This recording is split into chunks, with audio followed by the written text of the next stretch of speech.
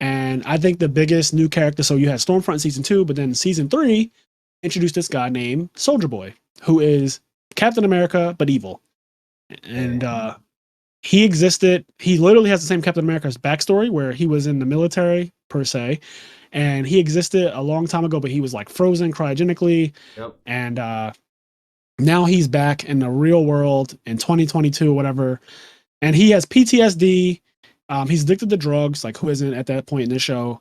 He's addicted to drugs. I think Homelander is literally the only like super clean one when it comes to drug. He doesn't drink or do drugs at all. Homelander's like in episode 1, season 1, they try to portray Homelander as like, he's Superman. He's the straight A guy, right? And then he ends up just being a murderous fucking cunt. So there's that. Dude, but something that was really cool in the season is just the Soldier Boy and Homelander.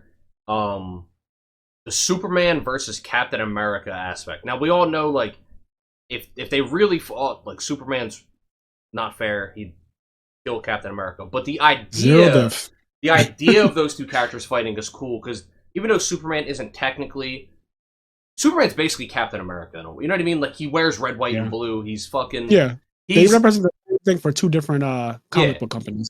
So it's cool to see Captain America versus Superman, because we get to see that in The Boys.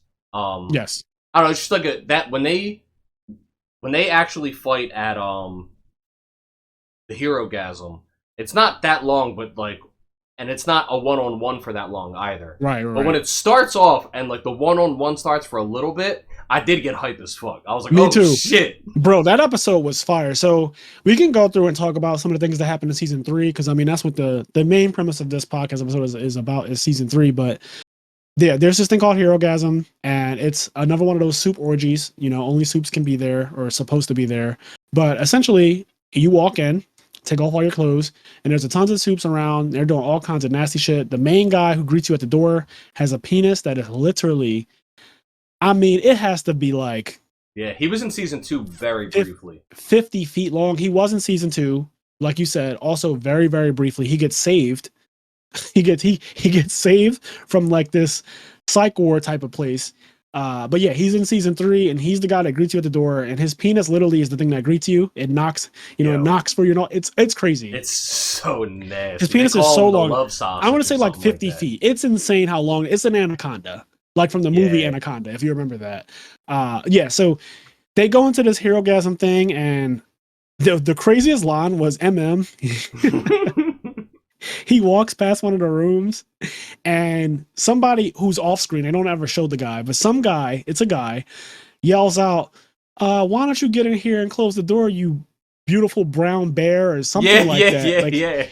Says some crazy shit to him. And I said, I would have shot up every fucking thing in that place after you yummy brown bear, I think is what he called them.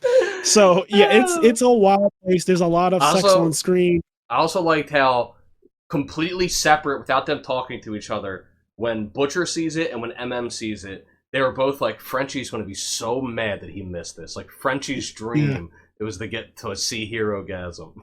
Yeah, so it happens like once a year. It's a really big deal. And it's funny because the show doesn't really give you too much context before Hero Gasm about what it really is. So when the Deep walks in, his eyes gets big. He's like, oh my God, this is Hero Gasm. Like, you don't fully get it.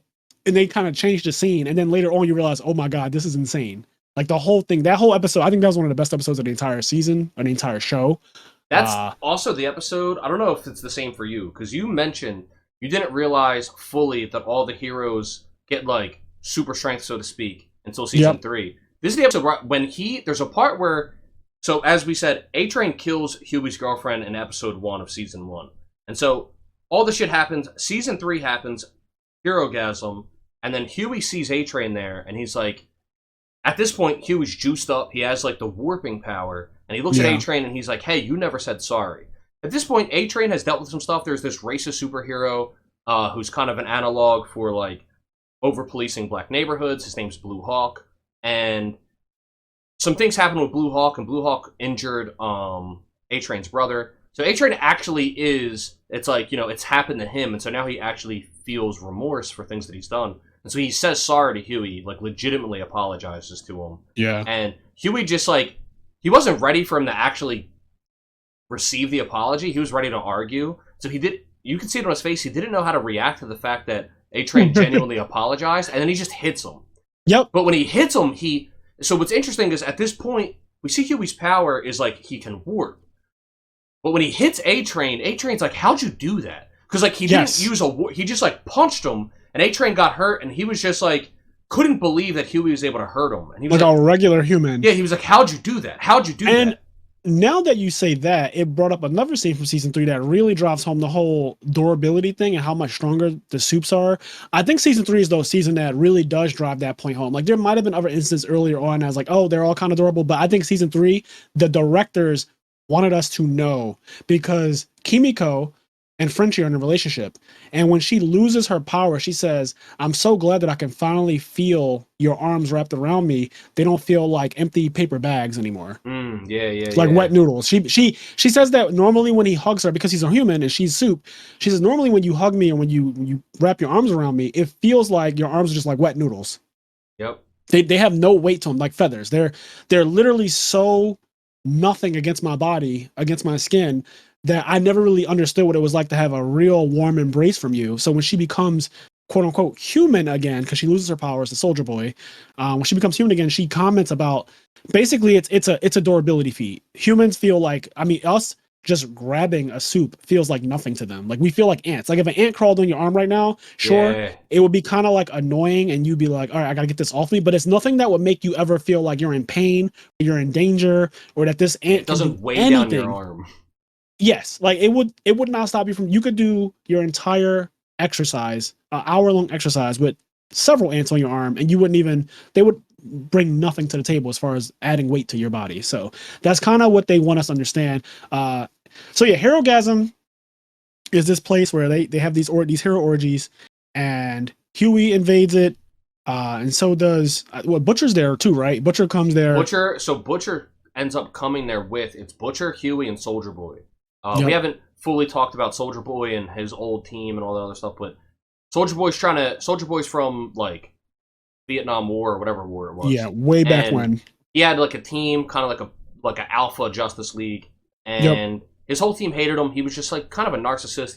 He's basically Homelander, but yes, he was literally Homelander before Homelander, which explains a lot. Because spoiler alert, he ends up being Homelander's father. Yeah. So anyway, they end up setting up this thing. His whole team essentially has a coup, along with Vought and Stan Egger, who's like the leader of Vought at the moment, where they essentially send him away to the Russians, that the Russians take him and like try to get rid of him, get rid of Soldier Boy.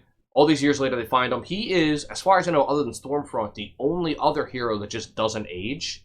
And maybe that has to do with, I don't really know, but for whatever reason, Soldier Boy also just doesn't age. I don't know how long ago he got his powers, but yeah, I kind of chalked his up to more of they're trying to really play up the Captain America storyline where he was kind of frozen, because he literally was frozen for a while. But yeah, for the most part, he doesn't age. He's gotten to an age where he looks about 40, but he's not going past that. So we could just say, at Herogasm, it's Butcher, Soldier Boy, and Huey there, because Butcher and Soldier Boy come to a disagreement, and they kind of do it against Mother's Milk. We haven't talked. There's a lot of characters in the show, but he's another member of the boys, and he's really cool character. He has this trauma because when he was Soldier Boy, from when he was little, killed his grandfather and like ruined his family and all this other shit. One of like the big reasons why is part of the boys and wants to get rid of heroes is because of Soldier Boy. So they kind of have the deal. They want to take out Soldier Boy, but Butcher, realizing that Soldier Boy is maybe the only person that can kill Homelander, goes against to team up with Soldier Boy in order to have him kill Homelander. And that's what causes like this separation between these characters. The main rift in this season, I think, is Soldier Boy is outrageously powerful and outrageously strong. He has these explosions that happen out of nowhere, like these radiation explosions. And what these do, not only do they kill soups, but they also, if they don't kill you, they take away your powers. So he basically turns you back into a human if you get caught by one of his lasers, which is insane. Like that's just an insane thing to have. You can just turn people back to being human. and then you could just kill them after that if you wanted to, right? So that's one of his abilities, is these radiation explosions that it doesn't honestly seem like he can control too well, if we're being completely honest. No. When he tries to do it on command, the few times we've seen him try to do it on command, he has to like really focus and charge it up. Yeah, and it takes way longer. But when it's like a PTSD explosion, it tends to happen when he hears Russian music or Russian language. Yeah, just like war things. Yeah, it causes this PTSD explosion, and that one is just like, it just fucking happens. Yes, so Soldier Boy is essentially a weapon that they want to utilize. The boys want to utilize to kill Homelander because he's on the same par, is what we're led to believe earlier in the season. It's that Soldier Boy, and that's why it made the battle between the two, when they finally meet, when Soldier Boy and Homelander finally meet, it's like, oh shit, they've been kind of building this character up for a couple episodes now, that when he finally got the Homelander, it was over. Because throughout the season, Soldier Boy's going around killing his old teammates because they betrayed him way back in the day. Yep. And he essentially can just zero diff all of his team. Like they can't do shit against him. He's so much stronger than them. Terrified of him. Yes, when they hear that he's coming to kill them, they definitely are terrified. And it's because he's like the Homelander. They're terrified of him based on who he was 40, 50 years ago. Right. They don't even necessarily know he has because he didn't have radiation explosion powers back in the day. He sort of got these powers after being tested on and guinea pig by the Russians for all these years. So yeah, they don't even know, because he's basically more broken now than he was back then. Yep, so they don't even know about that. So they're terrified of just who he already was. So like, yes. And we found out there's good reason for that. Some Black Noir stuff that we'll talk about in a second. So yeah, the premise of season 3 is Soldier Boy is meant to be a weapon used by the boys to kill Homelander. It's a great plot point too, because I was always wondering, how the fuck are they ever going to kill Homelander? But this season presents two options. Temporary V, which gives them, they're not on par with him, obviously, but if enough people jump him, he's dead, right?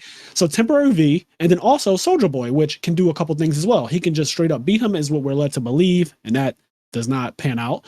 And the other thing is that if he fires that laser, that radiation laser thing, it'll just strip Homelander of his powers, because Homelander got his powers through Compound V. So there's like this whole thing where you're, if I don't know if people root for Homelander or not. He doesn't give me the root for vibe when I'm watching the show. He's not Thanos. Yes, he's a great character though. I think that he's the entire show. Like, he's like Joffrey. He's more Joffrey than Thanos. Yes, without Homelander, the entire show can't even exist. He is literally the entire plot point of the show for me, and I think for probably everyone. Like, Homelander is the central point. He is the middle of the show. Everything stems from Homelander. So he's the tension, because he is Superman. We know that, like, if he just decides, like, he can just end whatever. Yeah, whatever he decides he wants to do, he can do. And to drive that point home, Kenny, in one of the very early episodes of season 3, this is what I love. They are blackmailing him again with this fucking plane video, right? Yeah. And he's at the point where he's kind of tired of being blackmailed and tired of people trying to say, like, you can't do this, you can't do that. He's been controlled by Stan Edgar, the president of Vault, and he's sick of it. So he tells them, fucking do it. Release the video. But guess what? After that, then I'll have nothing to hold me back. And why don't I just fucking, I don't know, wipe out New York off the fucking map? Yep. Like, he goes crazy. He says, listen, I want to be loved, but if I can't be loved, being feared is the next best thing. Yo, right? That speech he gave, I paused my TV and I was like, this guy is nuts. I love him. Like, I fucking love, like, again, I don't necessarily root for him, but that, like, he gives me the Cersei vibes. The shit that Cersei used to say in Game of Thrones, she would just say some really cutthroat shit to people who are trying to. On the note of Homelander, like, my bad for cutting you off. No, go ahead. I want to hear it. On the note of Homelander, something else that I just thought of, and I wanted to make sure I got it out there so we didn't miss it. Something that I really liked of the show. So, he ends up getting divorced from his wife. He has a kid, and he's been trying to keep his kid out of, like, his shit that he's been dealing with. His hatred for heroes, all this other stuff. His wife ends up getting a new boyfriend who's like this white guy. His name's Todd. And it's so interesting because Todd is one of those people who are like racist but not racist, right? Like, he's got a black girlfriend. He as What far do as they we call know, it? Unconscious bias or something like yeah, that? like he clearly cares about his black girlfriend and cares about his black stepdaughter. Right. But Homelander basically starts having these Trump rallies. They are literally Trump Yeah, rallies, dog. I he love starts they legit having Trump rallies, and Todd is like super into it because Homelander has this thing where he's like done. He's like fuck it. He's telling people he's like I'm yes. the best. You guys got to stop holding me back.